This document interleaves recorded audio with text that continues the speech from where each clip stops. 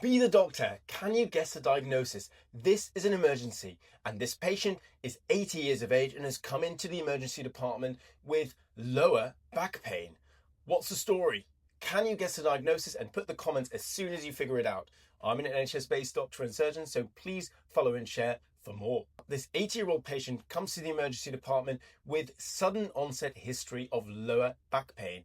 They're not feeling too well. You do their observations and notice that their blood pressure is quite low, about 80/40. Just to give you an idea, it should be about 120 systolic over about 80 diastolic. Then you check their heart rate and you notice their heart rate is very high, about 120.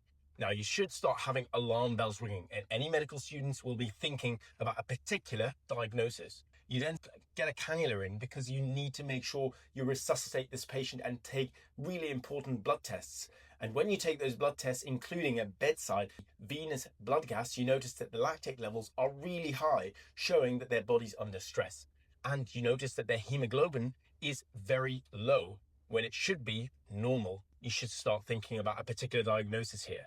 You examine their abdomen and their abdomen feels a bit tender, but nothing really else showing. Then you start thinking, okay, I'm going to get the next investigations. You need to make sure that you do an abdominal x-ray, and when you do the abdominal x-ray, these are the signs you start to look at. Can you start to make out what's going on here? Because it's starting to become clearer. Now, you then follow it up with a CT scan to confirm this diagnosis. However, there should be a specialty that you should be really thinking about now, because this is an emergency. This patient will need an emergency operation, because guess what? They have a ruptured abdominal aortic aneurysm. And an aortic aneurysm is that which is a bulge or weakness in the muscle of the biggest artery, which is basically feeding all that blood away from the heart to all of our organs. 5 liters will pass through it every minute, and it can go up to 20 liters when we're exercising.